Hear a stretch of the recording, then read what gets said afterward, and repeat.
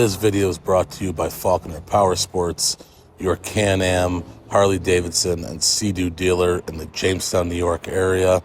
For any of your Can-Am needs, like roasted beans and tires needs, make sure to go down there and visit them.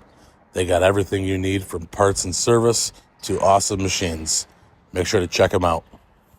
What's going on, everybody? Welcome back to Roasted Beans and Tires. Today, we are back in West Virginia. It is our first day down here, and we are staying at Appalachian Outpost in Lyburn, West Virginia, right outside the Rock House Trails. We're going to be riding Rock House and Braveheart this weekend, and we can't wait. So last month we were down here, and if you watched my videos, you saw I made a video on what we thought we could do better with the Can-Ams. And because I'm one of those people that doesn't wait around, we went and took care of it. What were the things that we wanted to make sure we had when we came back down for this trip? One, Can-Am does a good job with almost everything they do, but the seatbelts were not enough for us. I feel like if we were going to roll down a hill, or if we were going to have any type of fall, we were going to have a problem.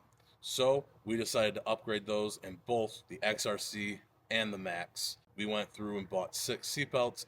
We went to PRP and we bought those. We'll do a review on those and tell you why I chose those seatbelts themselves. Also, one of the issues we had, not being able to see when we were backing up. There is a rearview mirror in the Can-Ams, but if you have boxes or you have coolers, it is tough to see when you're backing up. So we decided to add wolf boxes to both of these machines. What do wolf boxes do? They give you a backup camera, a front camera, and a camera on the actual mirror itself, so you have a total of 3 camera views all in that rear view mirror. And the third thing I added, which I did not go through in that video last time we were down in West Virginia, is on the XRC, I decided I wanted to snorkel it. I was tired of not being able to go deep in the mud, and I knew if I went deep in the mud, I was going to blow it up. So instead, we snorkeled it. So let's go through, do a review of each item. I can't wait to show you. I can't wait to get back out there. West Virginia, Appalachian Outpost. Let's get ready. Roasted beans and tires. First, let's start with the harnesses. These are the PRP 4.2 Easy Harness. It is a 2-inch wide strap with a 2-inch lap belt. They're all sewn together, so they're one piece. And the best thing is the amount of places you can adjust them. You can adjust them up by the shoulders, by your chest, or down by your lap, which makes it very easy and very comfortable. Let's take a look at how easy it is to get in and out with them and the ways you can adjust it. As you can see, you can loosen them on the top to however you need them for your size. Obviously, I'm a bigger guy. I then take it, put it around on the bottom. I strap it in. I buckle the other harness, which is removable if you don't want that, but I choose to. And now with the easy straps, you just pull them down just like that.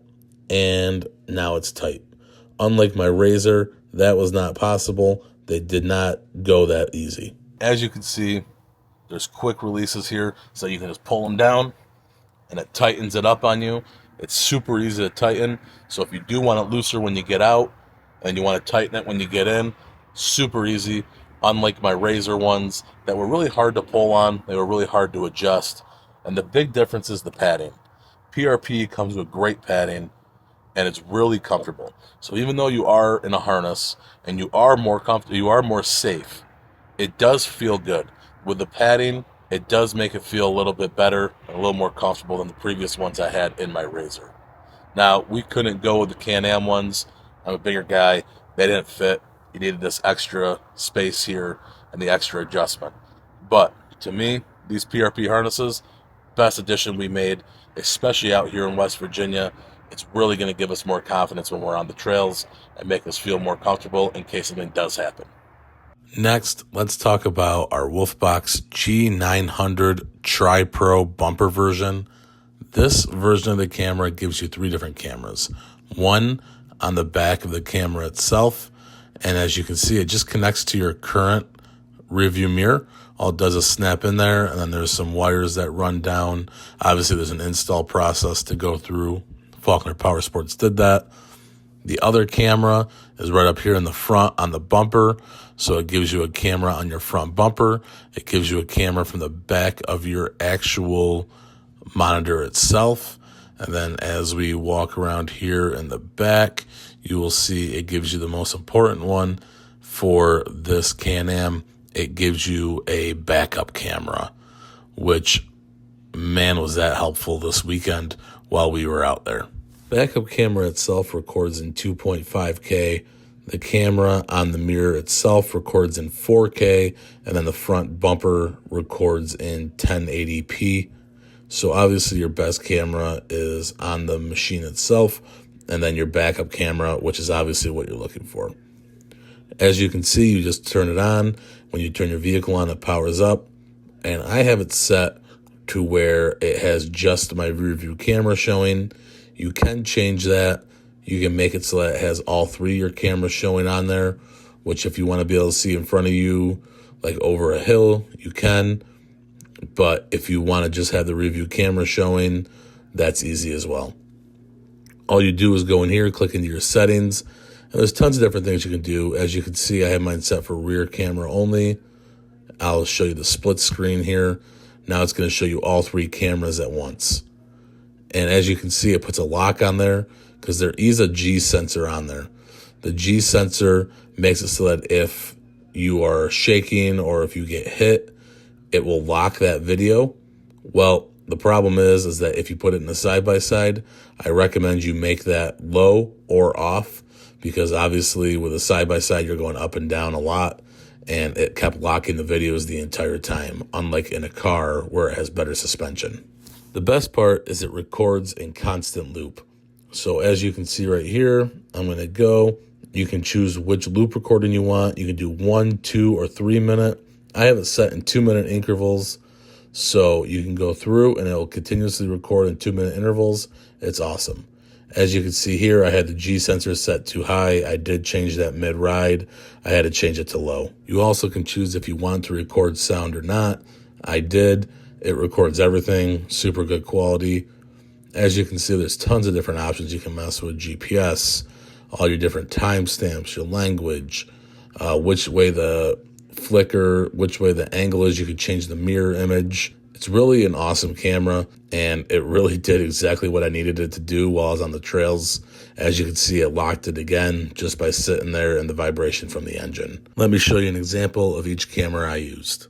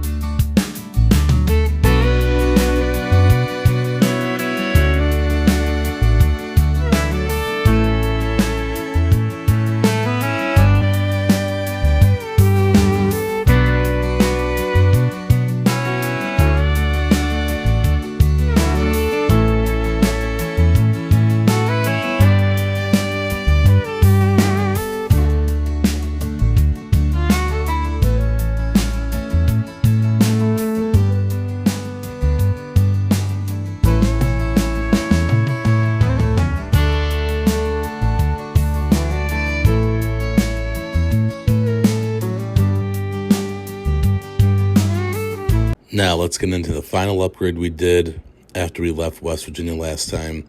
We decided to take the XRC and we decided to put a Snorkel Kit on it so that we can go in mud and not have to worry about blowing things up. This trip we didn't really use it that much. It was a little colder, and honestly going in the mud wasn't the best option. But as you can see, it comes right out the back here, and you're able to sync this thing up to those snorkels because it allows your engine to breathe while you are submerged in water or mud. This is the OEM kit that is made for all 2020 and up Maverick X3s. So it could either be on this X3 like the XRC, or it could have gone on my Max. And what it does is it's raising the entrance point of your engine and your CVT air intakes.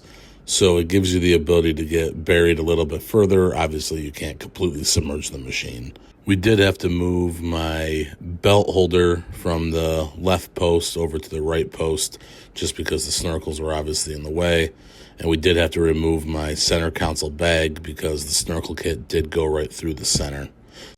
All right, everybody, and that's it for today. Those are the upgrades we did after we left West Virginia the first time. The harnesses, the Snorkel Kit, and the WolfBox.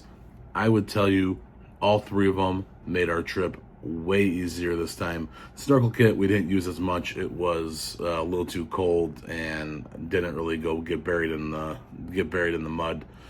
But the WolfBox and the harnesses were amazing. The harnesses gave us a lot more confidence while we were riding, a lot easier to get in and out anyway. But really, knowing that while we're going up these hills and looking off the side of some of these mountains, we knew that if anything did happen, we were strapped in completely and we had no issue. Also, there was a few times where we did have to back up because we are coming to two-way traffic, or because we are going to a switchback, and having that review camera to know what you had for distance was definitely awesome versus last time where it was really you were just guessing because you could not see out your back. So once again, if you were asking me, anybody with an X3, I would be changing out from the stock seatbelts to a harness. Now, some of them come with a Can-Am harness, and that could be fine for most. I'm a bigger guy. They didn't fit for me, so I went with PRP.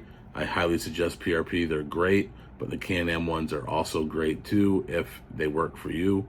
And then also the WolfBox. If you have a newer X3, you might not need the WolfBox because they do come with the monitors now, and they do come with the optional backup camera.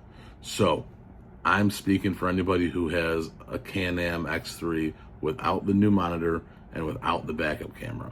I think a backup camera is 100% necessary, whether it be the Can-Am installed one or whether it be a WolfBox. Those are my personal opinions.